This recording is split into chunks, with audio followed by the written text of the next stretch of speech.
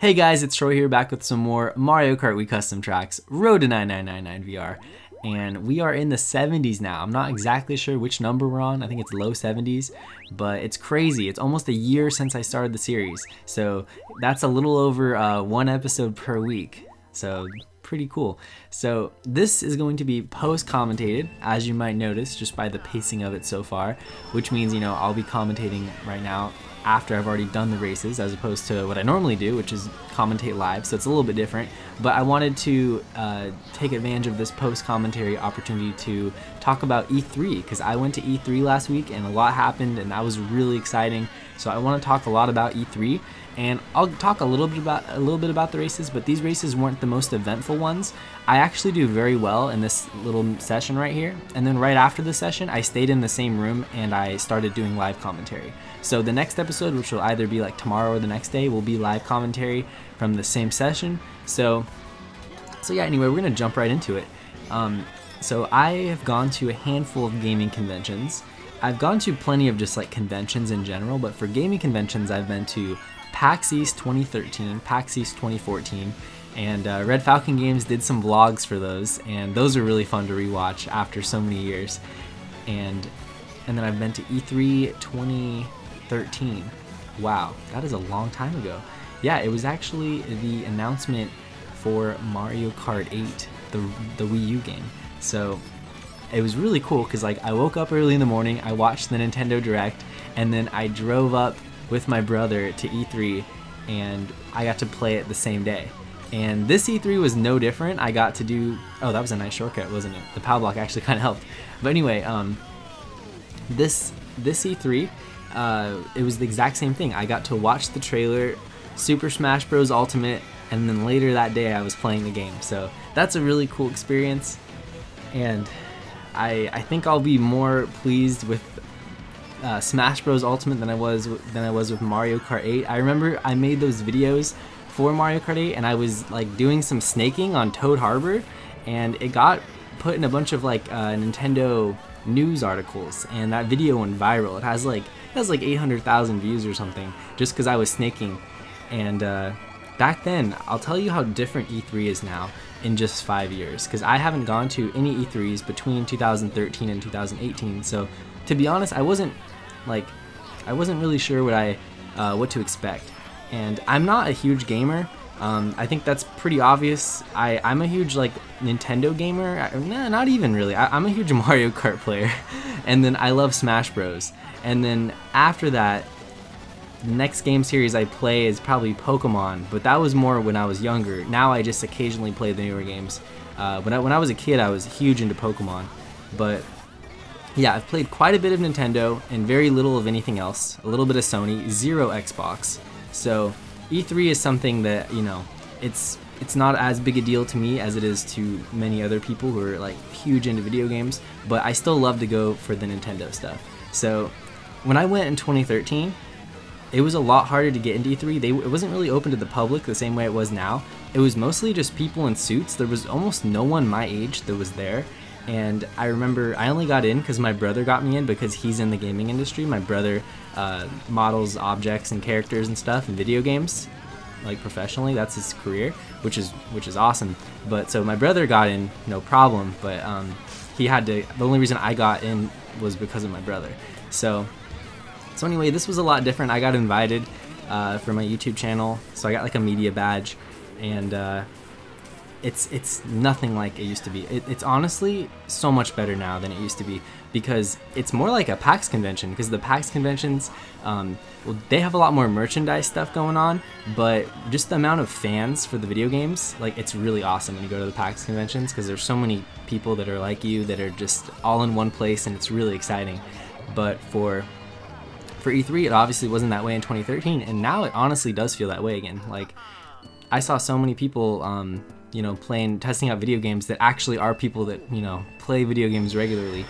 And yeah, I mean, it's also, I'd say like the absurdity of like how the grand scale of some of the presentations the companies put on in their designated sections is relatively the same. I mean, it's always been pretty wild, though Nintendo has a lot bigger space than they used to be. When I went in 2013, Nintendo had like 1/3 the space that it did for the Smash Bros. Ultimate 2018 presentation. Like, Nintendo had like a screen that was like the size of like a football field, a giant screen for like Smash Ultimate, and then on top, ooh, I got the star, nice. I'll do like one comment about the race per each race. The rest will be about E3, but yeah. So anyway, yeah, they had so much more space, and like obviously it was really well ran, because like you had to get the vouchers online to play early, wait in line. Line wasn't too bad. They had tons of stations to play all the games.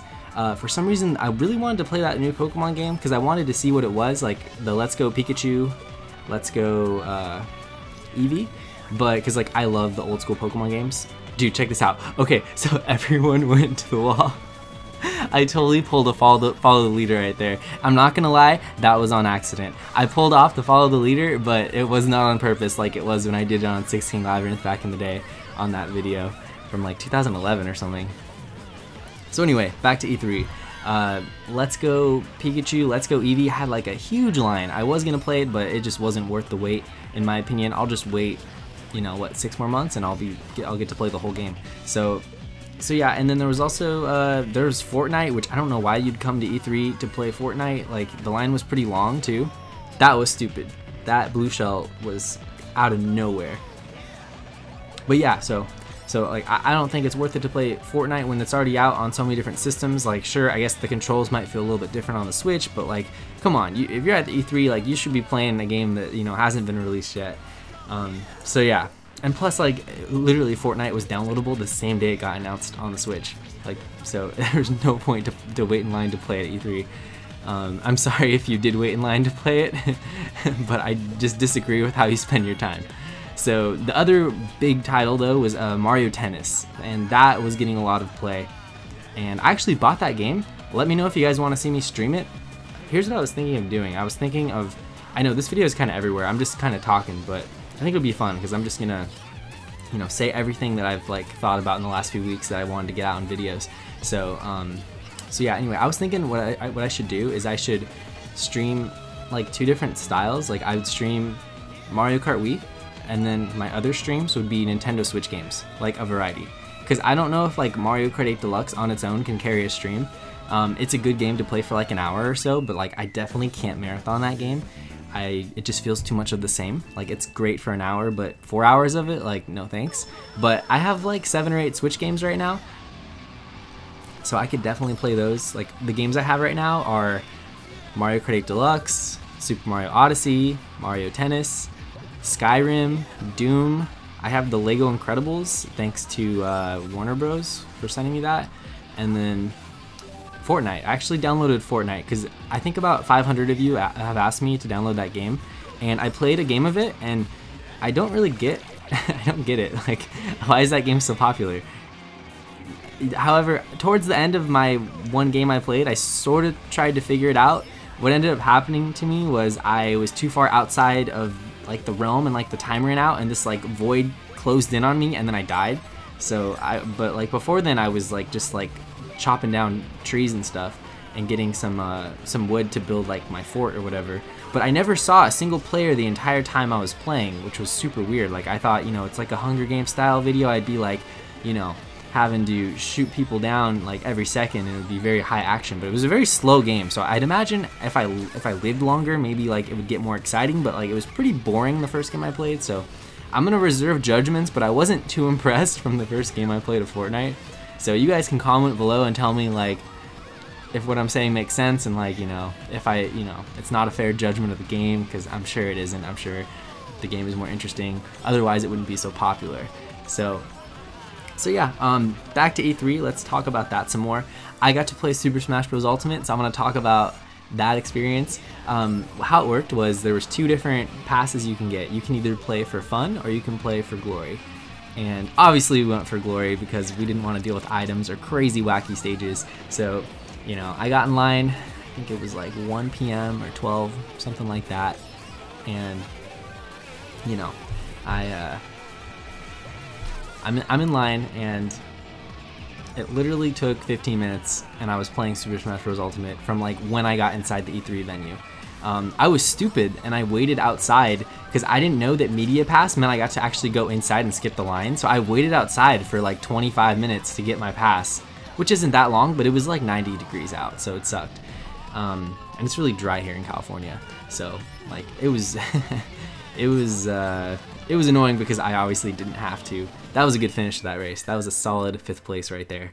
Minus 50, but solid how I dodged his shell and the car and the edge of the road into the ridge abyss. So solid. This is a good race right here. Definitely pay attention to this race. I'm sure you're paying attention to all of them, but yeah, I'm kind of getting sidetracked here. So back to Smash Bros. Yeah, so I mean, like, I got to play like 4 matches too. Like, I honestly thought I'd have to wait an hour and I'd get to play 1 match. That's what I thought it was, and I would have been okay with that. I would have been totally okay with that. But no, like, Nintendo, like, shout outs to them for running a really solid, like, mini, you know, round robin tournament. So how it worked is there was like 8 setups, okay? And there was 2 different levels to Battlefield. They themed the Smash Bros. Area of the Nintendo E3 ground floor as Battlefield, which is one of the stages in Smash Bros. And like how it was the bottom floor was all of the first round players, and only 2 of the 4 people on each setup got to move on. And then when you move on, you go to the top floor, and on the sides is the semifinals, and in the middle is the finals. So actually there's only 3 setups on top, I'm pretty sure. So when you're at the top, the left side, whoever wins that out of 4 players, the winner of that match goes to the final on the left side, and same with the right side. So the final is actually a 1v1. But before that, how it works is it was just a 4-player free-for-all. So I wish I would have made it to the 1v1 because it's really hard to test things out when you're in a chaotic environment of having only or having 3 other people, and like, you know, you don't get to practice like solo. Like, you literally get thrown into it, and like if you don't even know the controls of Smash, like, good luck. Like, they're not teaching you. You just get thrown into it immediately. So obviously everyone there knew how to play Smash Bros. Though that I encountered, because it's, you know, it's relatively unchanged when it comes to controls in the last 20 years. So yeah. Anyway, my impressions of the game is actually very different from the Wii U version. That was a pleasant surprise because I watched the trailer and I wasn't that impressed. Then again, I was one of the people who thought it was going to be a port. So when I saw it was not a port, it was actually a new game, I was like, okay, this is cool. But I was like, but this is, you know, Smash Wii U or Smash 4.5. That's what it looks like. So it didn't look nearly as, you know, different than the other ones. It didn't excite me like the other ones used to. Like, Brawl was insane when it came out. Like the Subspace Emissary, I was pulling all-nighters with friends. Like, I was always like, every weekend I was like, who's gonna sleep over? We're gonna try to beat Subspace. Like, that was what happened. And then like the Wii U one also was just like such an upgrade from Brawl. Like, they did almost everything right, except no single player really. But as a game, it was really fun. I really enjoyed that game. And then, you know, this one I saw it and I was like, okay, this is the same game. Like, I'm probably not gonna play it because like I don't play Smash Wii U anymore. Evo was my last hurrah. So yeah, pretty much, you know, I got to play my first match and I used Link because there was no Toon Link. And Link has these crazy bombs where you have to like activate them or something. They're from Breath of the Wild. They light up blue. And I mean, Link was good. Everything in the game feels faster, so Link felt less clunky than he did in Super Smash Bros. Wii U. So that was exciting. And I saw this comment on Twitter, and it's a perfect way to describe the game. The biggest difference for me for the game, besides like there being less stun on your aerials and like less lag from like when you land from certain moves, but the biggest difference is like every time you get hit, it's like when you punch a balloon. You know, when you punch a balloon, the balloon will just like fly to the other side of the room, and then it'll slow down, and then it just kind of slowly falls. Like, that's how Smash Ultimate. That's exactly how it is. So I mean, it's really fun. Like, because you can forward smash someone as Link 0% and they go pretty far, and then like you have them off stage, and then you have stage advantage, and then if you know what you're doing, you can really, you know, utilize that stage advantage to get a lot more percent on them, and use your projectiles to keep them off to the right side or left side and maintain that center. So that was super fun. I actually won the first match. So how it worked is you played 2 matches, so everyone, no matter what, even if you lost immediately, you got to play 2 matches. And with those 2 matches, the first one I got first place, and then I had like 3 kills and 1 death or something like that, and it was like a 4-minute timer or something like that. and then the second match I used Ridley because I had to see like what Ridley was about. And then literally as the game started, I like without even realizing it, I think I did like side B or something, and I did his move where it does like 65 damage if it sweet spots, and it does 0 knockback, and I hit someone, and like a couple people around were like, oh, because it did like a little like cool, it did like a cool animation, and then his percent went from 0 to like 65, so that was really cool. Other than that, I did horrible as Ridley. I went like 1 and 3, so I neg 2, and then I got 4th place. But it didn't matter, I moved on. The second round, I ended up, we got a practice game. Everyone got to play just like a practice round before the real round, and then in the real round, I was 1 kill off moving on. I actually got 2nd place, so that was unfortunate, but I had a great time with the game. I used Link for the next, because I was trying to make it to the finals, and I knew Link was the character I'd be most comfortable with. And yeah, so I mean, like I mean, there's so much talk about the new Smash Bros. Game from actual professional players. I don't want to talk too much more about it, so we're gonna move on. The best part by far of me getting to visit E3 is because I got to meet some more YouTubers, and that's something I haven't really got to do since PAX, and that's 2014. So 2013, 2014, I went to PAX East with Red Falcon Games, and I got to meet a ton of other YouTubers. So that was awesome. That was always really cool to like put a face to everyone and actually meet people in person, you know? They're not just like on the internet anymore. And so this was the same way, and honestly I didn't even know if I was going to E3. I told Nathaniel Bandy I was going, but like it was still only a maybe because I had school stuff just finishing up, so I wasn't sure if I'd make it down in time. And then I really told no one else except like last second Attacking Toucans. So it was great. I actually got to meet both Nathaniel Bandy, Attacking Toucans, and then I also got to meet Mankalore, which was a super surprise to me. I had no idea he was all the way out in LA because he lives in like Ohio or something. So that was extremely awesome because I did not expect Mankalore to be there, and he saw I was there on Twitter, and he messaged me, and then we found each other like almost instantly. So that was really great. And I got to meet his friend, the awesome Michael, and then I got to meet a couple more people. I got to meet Marcus, who's a piano beatboxer, and that was obviously really exciting. So yeah, I mean, like overall, and then like, you know, other people were introducing me to people they knew. So like it was really great because, you know, even though it was only for a short period of time, we just got lunch together and checked out a couple of the different rooms at E3. But it was nice. Like, you know, it's something that you don't get to do very often because, you know, the United States is so big, it's very hard to visit people. That's one thing I envy about the European countries is, like, you know, there's a lot in like a small amount. Same with Japan. It's so compact that like you can really hop around city to city. You know, you get on like that bullet train, or like what's that road where like it has like no speed limit? I forget the name of it. Autobahn or something, right? In Germany. Yeah, Justin would tell me about that because Justin's a huge car guy. So yeah, I imagine traveling's a lot easier. Like here in California, like LA is like big cities like LA or New York, the traffic's like so awful that like you don't even deal with it. Yeah, so anyway, that was super awesome. I definitely want to do some collaborations with some of those other YouTubers I mentioned earlier because it's summertime and I have no more school to deal with, so I have a lot of time for YouTube, and I've honestly just been buying a ton of stuff to make my game room like legit, like make it like a studio, make it a place where I actually want to work full time because, you know, might as well, right? I mean, if I have the money, I should definitely invest into it and make, like, you know, towards the channel. And I'm also considering, oh, hey, real quick, this is awful. I could have beat that guy in second, but because I got shocked on the mud pit, when I standstill mean turboed, I had to hit it automatically. So like I was screwed. Like I could have like got out of it and then standstill mean turboed, but that would have been too slow. So I just went for it, and of course didn't work. So couldn't get second place. I was just really unlucky. Because I got lucky because he got blue shelled, but then it didn't work after that.